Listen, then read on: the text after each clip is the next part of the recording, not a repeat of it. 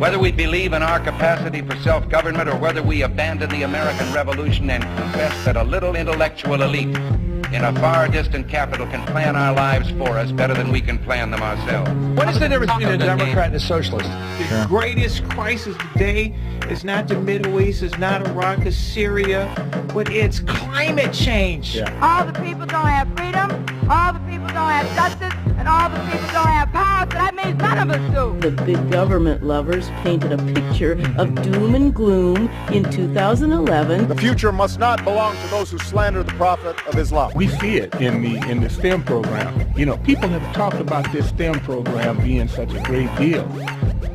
Welcome to the Abolitionist Roundtable, your all-access pass to the 2016 Black Conservative Revolution.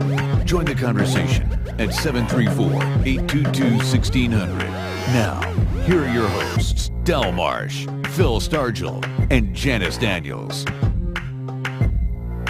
Well, good morning, greetings, Wham listeners. You have joined the Abolitionist Roundtable. I want to thank you for joining us this morning. Right on. Yes, it was Joshua's Trail annual, 11th annual, well, 10th annual dinner last night, fundraiser, and the theme of the banquet was right on. And that was something that one of my favorite abolitionists, Charles McCullough, that was one of his things right there. Strong man in the Christian faith, strong man in that Constitution, and a strong man of conservatism.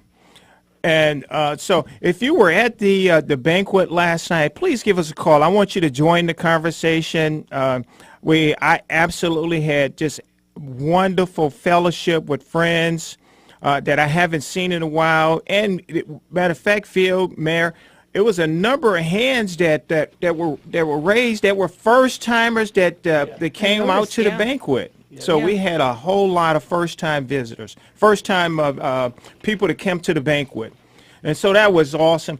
And I'm gonna tell you, if you didn't come, you missed out on something, because Bishop E.W. Jackson was on fire, and he was on fire for the things of God. Absolutely. And he was on fire for protecting our nation, and he was on fire for protecting our children and daughters and sons and our wives.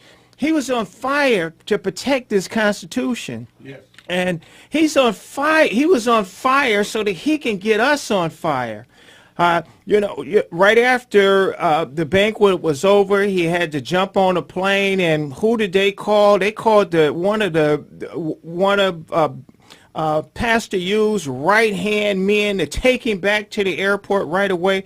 Him and his lovely wife, that's Phil Stargell. And Phil, boy, in that time that he had fellowshipping with him, boy, Phil said, "Woo, I can tell you some stories." He said, "That's a funny guy." Yeah. He is real as he was on that stage, exactly, Phil? Right. He was exactly a real guy, real genuine. Yeah, and his care is for this country. Yes, he sees that there has been the fabric of the nation has been just ripped open, and that's his main concern. That's what each and every one of us should be concerned about, because over the last 8 years, we have seen our Constitution just shredded, and that is the fabric that holds this nation together. It has been the one thing that lived up to that e pluribus unum. Yes. Out of many one. Yes. It's gone now. It's many.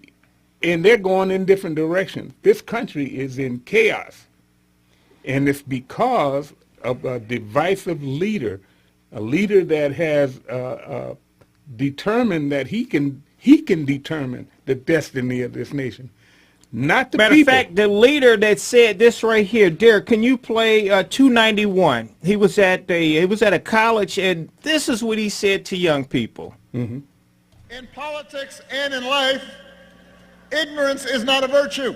President Obama taking a shot without ever dropping Trump's name. It's not cool to not know what you're talking about. Well, okay. Oh, that's good. That's good. Wow. It's not, ignorance is not a virtue. And this guy has led us into the abyss. Yes, he has. And people on both sides of the aisle have called him a very ignorant person. Absolutely. I mean, for instance, we heard this report came out that a judge said that his State Department need to take an ethics class. Instead of taking an ethics class, they should have been charged with something for misleading the people misleading the people on the Iran deal, Mayor. Oh, absolutely. Misleading them. There's so many instances of incorrect application of the law. And I liked what Reverend Jackson said, or Bishop Jackson said. He said, pray for our president. Yes. I think he's deeply misguided and confused. He said, pray for our country, because we need strong leaders who will defend the integrity of our nation, and that's what's missing.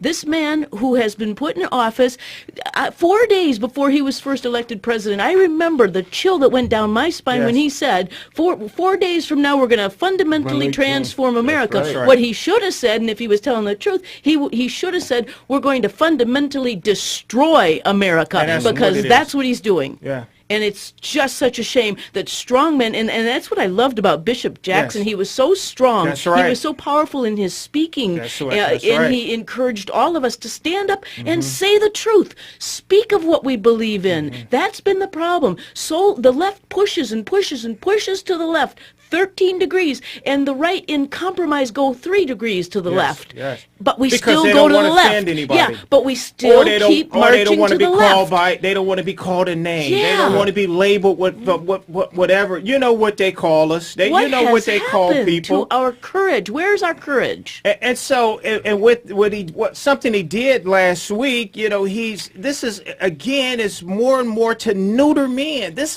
guy is neutering men. Here, before we get too deep in this conversation, I'm so fired up this morning. I can't believe that he actually said that ignorance is not virtue. I mean, to say that because of Donald Trump want to protect our nation. Yeah. Because he said that if he's in office, he will find the enemy and destroy the enemy. Right. He's not going to appease the enemy. He's not going to bring refugees into our country and give them summer jobs. Yes. This is what this guy has done. Yes. This guy is bringing refugees, all the people. We got 92 million people that should be participating in this economy. Instead of him trying to get them in the economy, he worried about refugees, Mayor. I know. What ignorance should be his middle name. Barack Hussein Ignorant Obama, because he's the man that's the epitome of ignorance. Well, the thing is that we have an invasion in this country. It and is the Constitution an invasion. it has a provision in there that the federal government is supposed to protect the states from invasion. That's right. And when one of the states tried to protect themselves, what happened? He sued them to make them stop. Right. In order kept Arizona from protecting their borders. And did the people rise up and say no? Not really. Well, you know what the people are really looking for? They're looking for leadership. They're looking for somebody to rise up and say, come on, follow me. We're going to demand this right here. Yeah. And I believe that last night, Bishop Jackson is the kind of person that you want that can rally some people up. Not that we're going to be like, no, this is not like a Bernie Sanders throwing bottles and rioting like they did at Trump rallies. Absolutely not. But here, if you like to, you better call right now. We want you to join the conversation this morning. Give us a call at 734-822-1600. Before we get too far, I want to, because somebody said something that really bothered me. It was an insult. I thought it was an insult on the first lady of this show right here. That's the mayor. That's Mayor Daniels. The first lady of this show right here. Me. And when somebody would say that when you go in the bathroom, Mayor, don't you close the stall? Oh yeah. So why would you be worried about if it was a guy that's 6'4" with a beard and a dress if he was in there? well, okay, you might not have to worry about him, but what about the other guy that's 6'4", that don't have a dress on with a beard? That might just say, well, if he can be here, why can't I be in here? That's right. And we used to call those guys Uncle Peeping Toms. Yeah, That's right. right. So now Peeping Tom don't have to peep outside anymore. He can just go right in there and peep in your stall. Let's don't forget the exhibitionists. Yes. The guys that like to take off their clothes and streak across the football field. Exactly. These guys, they are, they want to get in there too. That's right. Now everything that we used to believe that were kooky, all now virtues. Well, now, we used to believe that all men were created equal, but now Yes. we're talking about all mental Yes. dysfunction Yes. is created Yes. equal, Yes. because that's the truth of it. That is mental dysfunction. Yes. And when 99% of the people are normal, why are we being inundated with having to accept dysfunctionality as if it's normal? Yes. It's not. We need our mental institutions reopened. We need to start defining mental illness properly, and these people need help. I feel sorry They for really do. anybody. Yeah, they really anybody do. that doesn't Just think about understand what it. gender Bruce they are. Bruce Jenner just came out Bruce last Jenner. week. Bruce Jenner, I call him Bruce Jenner, but Bruce Jenner came out last week and said, you know what, I'm beginning to kind of change my mind about, well, some of these people that Barack Hussein, the children that's being influenced by this, once you go through this transformation, it's kind of hard to come back and say, well, that's why he never went through it. Am I correct? He didn't go through it That's yet. right. Absolutely. He said he's starting to have it. And not just that. This is a very confused person because I'm not going to call him a man because he's not a man, though. He's a male. Yeah. One thing, Bruce. Well, here, but before I get into that, let's put that aside for a minute. But because I got something that really, really, folks, that you need to hear. I'm gonna try to get this on the website in the next couple of days.